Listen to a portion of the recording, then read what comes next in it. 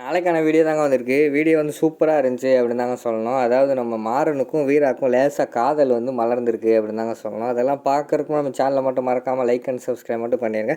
First எடுத்து வீரா வந்து நம்ம மாறனோட அம்மாவோட ஃபோட்டோ வந்து ஃப்ரேம் பண்ணி வச்சுருக்காங்கல்ல, அது பக்கத்தில் வந்து மாறன் வந்து சொல்கிறாங்க, பரவாயில்லையே நான் உன்னை என்னென்னமோ நினச்சேன், கரெக்டாக சூப்பராக ஃப்ரேம் பண்ணி கொண்டு வந்திருக்கே அப்படிங்கிற மாதிரி வந்து நம்ம மாறன் வந்து சொல்கிற மாதிரி காட்டிக்கிட்டு இருக்காங்க. ஆமாம் அம்மானா உனக்கு நிறைய பிடிக்கும்ல, அதனால் உனக்காக தான் பண்ணேன் அப்படிங்கிற மாதிரி வந்து வீரா சொல்கிறாங்க. சூப்பர், அம்மானா யாருக்கு தான் பிடிக்காது, எனக்கு அம்மாவை ரொம்ப பிடிக்கும் அப்படிங்கிற மாதிரி வந்து நம்ம மாறன் பேசிக்கிட்டு இருக்கிற மாதிரி காட்டிக்கிட்டு இருக்காங்க. இவங்க பேசுகிறத வந்து அங்கிட்டிருந்து அவங்க அத்தை பார்த்துடுறாங்க. மாறன் நீங்கள் வா அப்படிங்கிற மாதிரி கூப்பிட்றாங்க. என்னத்த அப்படின்னு சொல்லிட்டு போகிறாங்க. போனவொடனே என்ன அவன் மேலே ஒரு இது வந்துருச்சோ அப்படிங்கிற மாதிரி சொல்கிறாங்க. எது ஒன்றுமே வரல, அதெல்லாம் கிடையாது அப்படிங்கிற மாதிரி சொல்கிறாங்க. டேய் நீயாவது ஒழுங்காடுறா, அந்த குடும்பமே அழுகு குடும்பம்டா, அழுது அழுது உங்கள் அப்பாவை வந்து இது பண்ணிட்டாங்க, மனசை மாற்றிட்டாங்க. அடுத்து உங்கள் அண்ணன் மனசை மாற்றி கல்யாணம் பண்ணி வச்சுட்டாங்க. அடுத்து நீ தான் இருக்க, உன்னையும் அழுது மாற்றிட போகிறாங்களா அப்படிங்கிற மாதிரி வந்து அவங்க அத்தை சொல்கிற மாதிரி காட்டிக்கிட்டு இருக்காங்க. அதுக்கு வந்து மாறன் வந்து சொல்கிறாங்க, அத்தை நான்லாம் அப்படி கிடையாது, நம்ம ரூட்டே தனி, சரியா, நீங்கள் எதுவும் கண்டுக்காமல் போங்க அப்படின்னு சொல்லிட்டு ஒரு போய் மாறன் வந்து அந்த இடத்த விட்டு போயிடுறாரு. அடுத்த சீனில் வந்து நம்ம கண்மணிக்கு வந்து எல்லாருமே சேர்ந்து மேக்கப் போட்டுக்கிட்டு இருக்காங்க, அதாவது சாந்தி முகூர்த்தத்துக்காக. அந்த இடத்துக்கு வந்து நம்ம மாறனோட அத்தை வந்து போகிறாங்க. என்ன இவங்க மேக்கப் போட்டுக்கிட்டு இருக்காங்க, இவங்களை விடக்கூடாது, போய் ஏதாவது செய்வோம் அப்படின்னு சொல்லிட்டு ஒருவன் போய் என்ன மேக்கப் எல்லாம் போட்டுக்கிட்டு இருக்கீங்க, எங்கே கிளம்பிக்கிட்டு இருக்கீங்க அப்படிங்கிற மாதிரி வந்து கேட்காங்க. அதுக்கு வந்து கண்மணியோட அம்மா வந்து சொல்கிறாங்க, என்ன சம்பந்தி நீங்கள் தானே சொன்னீங்க சாந்தி முகூர்த்தம் வந்து மாப்பிள்ளையோட வீட்டில் தான் நடக்கணும்னு சொன்னீங்களே, அதனால தான் நாங்கள் வந்து மேக்கப் எல்லாம் போட்டுக்கிட்டு இருக்கோம், கண்மணியை வந்து ரெடி பண்ணிக்கிட்டு இருக்கோம் அப்படிங்கிற மாதிரி சொல்லிகிட்டு இருக்காங்க. ஓ கண்மணி சாந்தி முகூர்த்துக்கு ரெடி ஆகிக்கிட்டு இருக்கியா அப்படிங்கிற மாதிரி வந்து நம்ம மாறனோட அத்தை வந்து கேட்காங்க. அதுக்கு அவங்க வந்து ஆமான்னு சொல்லி தலையாட்டுறாங்க. பரவாயில்லையே, முகத்தில் பயங்கரமான சிரிப்பு. கொஞ்ச நாளைக்கு முன்னாடி தான் உன் லவ்வர் வந்து இறந்து போனான், அந்த கவலை கூட இல்லை. கல்யாணம் ஆயிடுச்சுன்னா எல்லாருமே மறந்துடுவாங்க அப்படின்னு சொல்லுவாங்க. ஆனால் நீ பரவாயில்லையே, கல்யாணம் ஆன உடனே எல்லாத்தையுமே மறந்துட்டியே, அதே மாதிரி இருக்கியே அப்படிங்கிற மாதிரி சொன்னோடனே கண்மணிக்கு வந்து அழுகு வந்துடுது. உடனே அழுக ஆரம்பிச்சிடுறாங்க. கண்மணி என்ன அழுகுற, என்னாச்சு, நான் உண்மையை தானே சொன்னேன், நடக்கிறத உலகத்தை சொன்னேன், சாரிப்பா, சாரி மன்னிச்சிக்கோ அப்படின்னு சொல்லிட்டு விறுவிறுன்னு அந்த இடத்த விட்டு போயிடுறாங்க. அங்கிட்டு பார்த்தா நம்ம இவர் இருக்கார்ல ராகவன், அவர் வந்து கண்ணாடி முன்னாடி நின்றுக்கிட்டு ஒரு சாங்ஸ், அதாவது மேரே கபி கபின்னு ஒரு சாங் இருக்குல்ல, மணிவண்ணன் படிப்பார்ல, அந்த சாங்கை வந்து படிச்சுக்கிட்டு இருக்காரு. அதை படிச்சுக்கிட்டு கண்ணாடி முன்னாடி வந்து ரொமான்ஸ் பண்ணுற மாதிரி காட்டிக்கிட்டு இருக்காரு. அங்கனக்குள்ளே வந்து நம்ம மாறன் வந்துடுறாங்க. அதை பின்னாடி இருந்து ஒளிஞ்சிருந்து பார்த்துட்டு, என்னடா பாட்டெல்லாம் பயங்கரமாக படிச்சுக்கிட்டு இருக்கேன், என்ன விஷயம் அப்படிங்கிற மாதிரி சொன்னோன்னே, பரவாயில்ல, ஐயோ நீ பார்த்துட்டியா அப்படிங்கிற மாதிரி கேட்காங்க. ஆமாம் பார்த்துட்டேன், என்ன எதுவும் ஷூட்டிங் நடிக்க கிடைக்க போறியா அப்படிங்கிற மாதிரி கேட்காங்க. இல்லைடா இன்றைக்கி வந்து ஃபஸ்ட் நைட்டில், அதனால தான் ரெடி ஆகிக்கிட்டு இருக்கேன் அப்படிங்கிற மாதிரி சொல்கிறார் ராகவன். ஃபஸ்ட் நைட்டுக்கு எதுக்குடா ரெடி ஆக போகிற, அதெல்லாம் ஒன்றும் பிரச்சனை இல்லைடா அப்படிங்கிற மாதிரி சொல்கிறாங்க. இல்லைடா கண்மணி பார்த்தோன்னே எனக்கு கொஞ்சம் வெக்கம் வந்துடும் அப்படிங்கிற மாதிரி சொல்கிறாங்க.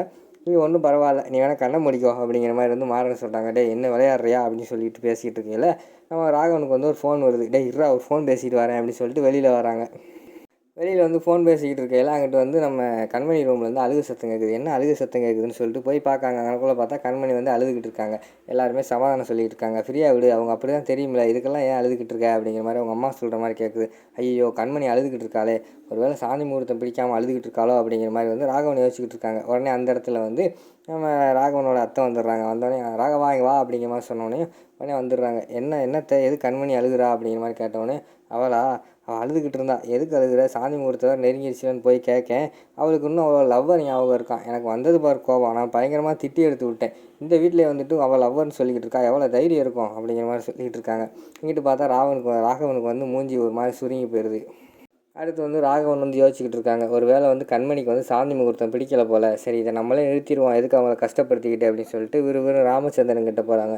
அப்பா இந்த சாந்தி முகூர்த்தம் வந்து வேண்டாம்ப்பா அப்படிங்கிற மாதிரி சொன்னாங்க. என்னடா எல்லாமே ஏற்பாடு பண்ணியாச்சு, நீ இப்போ வந்து வேண்டாம்னு சொல்லிக்கிட்டு இருக்க, ஒழுங்கா போ மேலே போ, எல்லாத்தையும் ரெடி பண்ணியாச்சு அப்படிங்கிற மாதிரி வந்து ராமச்சந்திரன் சொல்கிறாங்க. இல்லைப்பா எனக்கு வேண்டாம், சாந்தி முகூர்த்தம் வந்து ஐயரை பார்த்து எல்லாத்தையும் பண்ணுவோம், கல்யாணம் தான் சிம்பிளாக ஏதோ அவசரத்தில் முடிச்சிட்டோம், சாந்தி முகூர்த்தத்தையாவது ஐயரை பார்த்து நாள் குறித்து பதறாமல் பண்ணுவோம் அப்படிங்கிற மாதிரி வந்து ராகவன் சொல்கிறாங்க.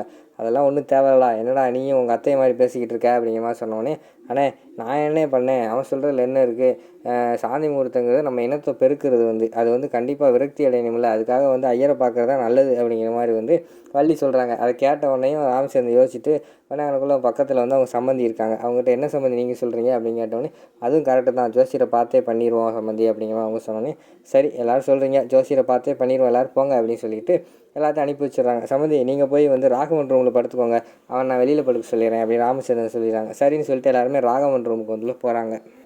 உள்ளே போய் பார்த்தா எல்லா கணக்குலும் சரக்கு பாட்டிலாக கிடக்கு. அதை பார்த்த உடனேயும் வீராவோட தங்கச்சி வந்து இது என்ன சரக்கு பாட்டிலாக கிடக்கு, இந்த ரூம்லாம் நான் தங்க மாட்டேன் அப்படிங்கிற மாதிரி சொல்கிறாங்க. உடனே வீரா வந்து சொல்கிறாங்க, என்ன உனக்கு என்ன இங்கே வந்து இது குடித்தனமாக இருக்க போகிற, 2 நாள் தான் தங்க போகிற, அட்ஜஸ்ட் பண்ணி இரு, அதுக்கடுத்து போயிடுவோம் நம்ம வீட்டுக்கு அப்படிங்கிற மாதிரி சொல்கிறாங்க. இல்லைம்மா என்னாலலாம் இங்கே இருக்க முடியாது அப்படிங்கிற மாதிரி வந்து அவங்க சொல்கிறாங்க. ஏய் என்னடி நீ வந்த இடத்துல இப்படியெல்லாம் கேட்கக்கூடாது, அவங்க கொடுக்குறத வாங்கிட்டு அமைதியாக இருந்துக்கிறணும் அப்படிங்கிற மாதிரி அவங்க அம்மா வந்து சொல்லிகிட்டு இருக்காங்க. அந்த நேரத்தில் வந்து ராகவன் வந்து தெரியாமல் கதவை தேடிட்டு உள்ளே போகிறாங்க. உள்ளே பார்த்தா நம்ம வீரா வந்து அங்கே இருக்கிற அந்த சரக்கு பாட்டெல்லாம் எடுத்து ஒரு கட்டப்பையில் வச்சுக்கிட்டு இருக்கிற மாதிரி காட்டிக்கிட்டு இருக்காங்க. பார்த்தவொடனே ஐயோ என்ன எங்கள் ரூமில் இருக்கீங்க அப்படின்னு கேட்டவொடனே சம்மந்தி தான் இங்கே இருக்க சொன்னாங்க அப்படின்னு வீராவோட அம்மா சொல்கிறாங்க. ஓ அப்படியா, நான் தானே இழுச்சவாயன், சரி இருக்கட்டும் இருங்க நான் வெளியே போய் படுத்துக்கிறேன் அப்படின்னு சொல்லிட்டு வெளியில் வராரு. ஐயோ சரக்கு பாட்டில் மறந்துட்டவே எப்படி போய் கேட்குறது அப்படின்னு சொல்லிட்டு ஒரு கதவை தட்டுறாங்க. அங்கே பார்த்தா வீரா வந்து ஆட்டோமேட்டிக்காக அதை பேக்கில் போட்டு கொடுத்துட்றாங்க. இந்தாங்க இத்தான்னு தேடிங்க கொண்டு போங்கன்னு சொன்னோன்னே இவர் வந்து கீழே இறங்கி வராங்க. ராமச்சந்திரன் இருக்கார். ஐயோ ராமச்சந்திரன் வேறு இருக்காரு அப்படின்னு சொல்லிட்டு திருப்பி மேலே போய் அவங்க வீராக்கிட்டே கொடுக்காங்க. இந்தா இந்த பாட்டில் ஒழுங்காக உள்ளே வை, அளவு எதுவும் குறையிடக்கூடாது, நான் அளவு பார்த்து வச்சுருக்கேன் அப்படிங்கிற மாதிரி சொல்கிறாங்க. இங்கே யார் குடிக்கிறது இருக்கா அப்படிங்கிற மாதிரி வந்து வீரா கேட்காங்க. நீயும் அங்கே ஒன்று அறவை கார்டு இருக்கேன், 2 பேரும் சேர்ந்து குடித்தாலும் குடிச்சிருவீங்க, நான் அளவெல்லாம் பார்த்து வச்சுட்டேன், கேர்ஃபுல் அப்படின்னு சொல்லிட்டு அந்த இடத்த விட்டு போகிற மாதிரி காட்டுறாங்க. அடுத்து காலையில் ராகவன் வந்து டீ குடிக்க வராங்க. அவங்க அத்தை வந்து டீ போட்டு கொடுக்காங்க. அத்தை இன்னொரு டீ குடிங்க அப்படின்னு சொல்லிட்டு கண்மணிக்கு இன்னொரு டீயை ஊற்றிட்டு போகிற மாதிரி காட்டுறாங்க.